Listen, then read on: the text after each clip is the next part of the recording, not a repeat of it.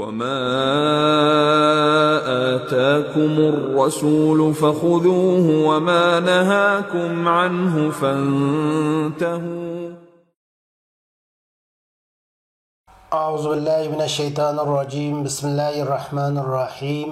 الحمد لله والصلاة والسلام على رسول الله وعلى آله وصحبه ومن والاه. أما بعد. Assalamu alaikum qarindoshlar. Biz bugün hadis ko'rsatmalar darsimizninki 108 dersini o'qiymiz. Darsimizning mavzusi Allohning taqdiriga rozi bo'lish degan haqda bo'ldi. Biz bu haqda Peygamberimiz sallallohu alayhi va sallamning bir hadisini ko'rib o'tamiz. Mineşşeytanirracim. Bismillahirrahmanirrahim. Abi Ala'i ibn Ash-Shikhir قال حدثني أحد بني سليم ولا أحسبه إلا قد رأى النبي صلى الله عليه وسلم قال رسول الله صلى الله عليه وسلم إن الله عز وجل يبتلي عبده بما أعطاه فمن رضي بما قسم له بارك الله له فيه ووسعه ومن لم يرضى لم يبارك له. Abi Ala ibn Shikhir radıyallahu anhudan rivayet kılınıp o mındak degan. Bana Bani Sulaym'dan bir kişi, yani men onu çuqum Peygamberimiz sallallahu aleyhi ve sellemni kögen deb oylaydigan Bani Sulaymlik bir adam hadis sözlep berdi. Deb Abi Ala ibn Shikhir mındak deydi. Resulullah sallallahu aleyhi ve sellem mındak degan. Allah azze ve celle bendisini şu bendisiga bergan narsalar bilan imtihon qiladi.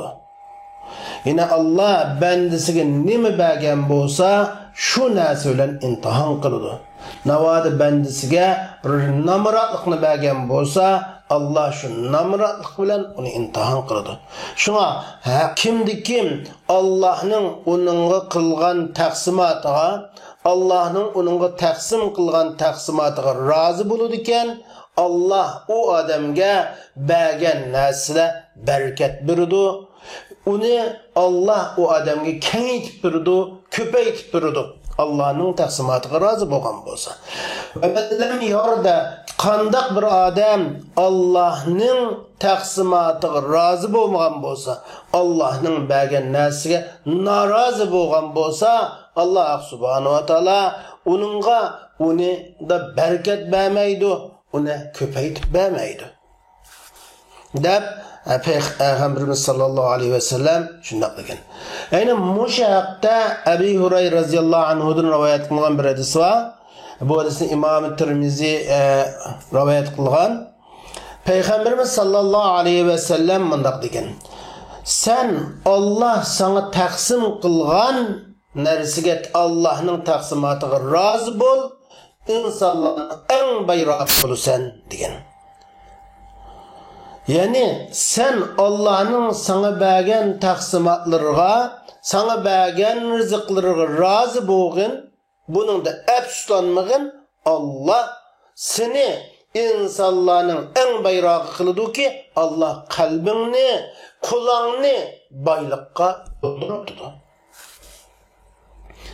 Yani buna bu hadiste mu Peygamberimiz sallallahu aleyhi ve sellem'nin Allah'ның bergen taqsimotiga, Allah'ның qazosiga, taqdirga rozi bo'lish haqida bu hadisni deb bergan. Mushu taqdirga rozi bo'lish haqida Allah subhanahu wa taala Qur'oni Karimda Sura Taghabunning 11-oyatida mundaq deydi. Estaizu mineşşeytanirracim. Bismillahirrahmanirrahim. Ma asaba min musibetin illa bi iznillah ve men yu'min billahi yahdi qalbah vallahu bi kulli şeyin alim. Allah subhanahu wa taala mundaq deydi. Kishiga yetgan har qanday musibat faqat Allohning izni, ya'ni qazosi bilan yetadi. Kim Allohga, ya'ni har qanday musibat Allohning qazosi bilan yetadi degan so'zga ishonadi ekan, Allah onun kalbini sevirge, Allah'ın kazasıga, Allah'ın takdirge razı buluşka kalbini iteklaydı. Allah hemen nesini bilgüçüdür diyen.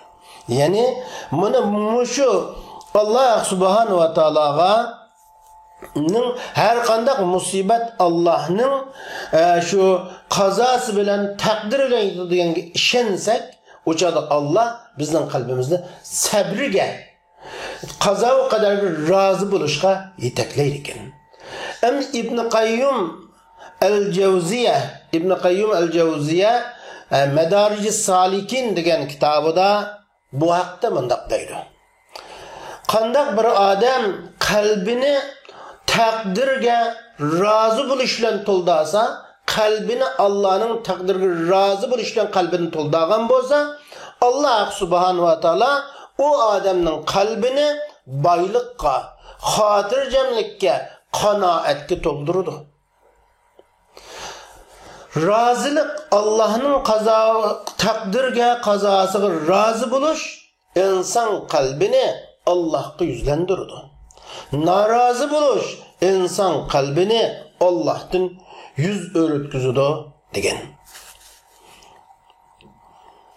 Endi Allah subhanahu va taoloning bandiga taqdir qilgan shu taqdiriga, bandiga o'rlashtirilgan shu qazo va qadarga razı bo'lish bu her bir insan imanның cümlesinden. Bununla işiniş en mühim. Allah'a işiniş boğan imanның cümlesinden bu. Allah subhanahu wa ta'ala'nın bağındaki takdir kılgan şu takdirge kazasıga razı buluş bu imanның cümlesinden. Allah'ın takdirge razı buluş insanı ümitsizlikten yiraklaştırdı. İnsandan ümitsizlikni yo'qotdi. İnsanga Allah subhanahu va taolo bergan narsalarda shu Allohning taqsimotiga rozi bo'lganlik sababli u bergan narsalarda Allah bandaga barakat beradi. Banda shu Allohning taqsimotiga rozi bo'lganlik sababli Allah uningga bergan rizqlarni kengaytib beradi, ko'paytib beradi. Bereketini verirdi.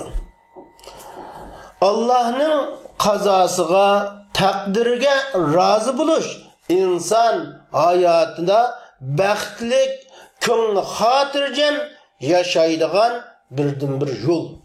İnsan baxtlik yaşaydaydikan, ko'ngli xotirjam yaşaydaydikan Allah'ın qazo va qadriga razı buluş kerak. İnsan her bir Müslümanın Allah'ның takdirge, Allah'ның onunla uğurlaştırgan takdirge nalı feryat kılmasın, narazı bulmasın, yüreki sıkılmasın, Allah'ның takdirge Müslümanның razı boğallığı, meyle kengirçilikte bolsun, meyle kıyınçılıkta bolsun, Allah'ның hükmünü kumul kılgallık olan ifadelidir. Mana bu Allah'ның hükmünü kubul kılgallık oludur. Allah'ın taqsimotiga razı buluş insanı Allah'ın hükümlerinde, şeriatlarında, qazo ve qadarlarda Allah'a muhalefetçilik qilishdan bandani yiroqlashtiradi. Allah'ın taqsimotiga razı buluş hasaddan, gina adovatdan yiroq turishga sabab bo'ladi. G'am qayg'ulardan insandan yo'qilishiga sabab bo'ladi. Qazo va qadarga rozi bo'lish baxt saodatga sabab bo'ladi. Qazo va qadarga norozi bo'lish shaqovatga, baxtsizlikka sabab bo'ladi. Ammo bu rozi bo'lish, qazo va qadarga rozi bo'lish degan bilan bo'lgan maqsad bir insan o'zi maqsad qilgan muddaosini amaliyotga chiqarish uchun qo'lga keltirmoqchi bo'lgan murod maqsadlarini ro'yobga chiqarish uchun sabab qilmaslik, tirishchanlik ko'rsatmaslik deganlik emas bu.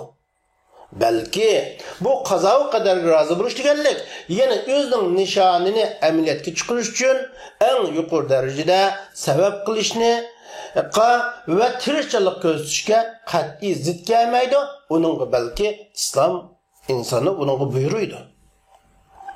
Shunga biz her bir ishimizda Allah'ın bizga urunlaştırışına razı bo'lishimiz kerak. Mesela bu Allah bu hadisde koydukki Allah bendigi bergen narsalar bilan insonni imtihon qiladi ekan.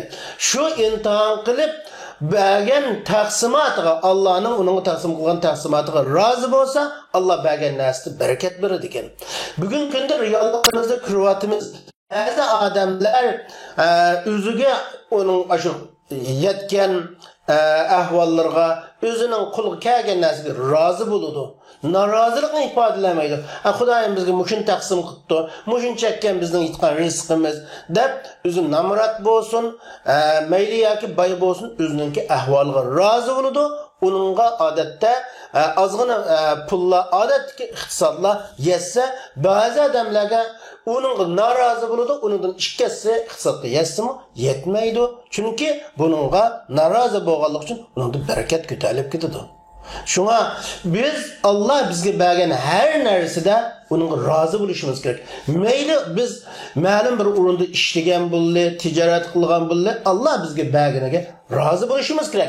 Lekin sababini qilishimiz buning qat'iy zid kelmaydi. Allah subhanahu va taolo hammamizni o'zining qazo va qadriga, taqdirlarga razı bo'ladigan bandalardan qilsin, norozi bo'ladigan kishilardan bu qilishimizdan saqlasin. Va oxir da'vana alhamdulillahi robbil alamin.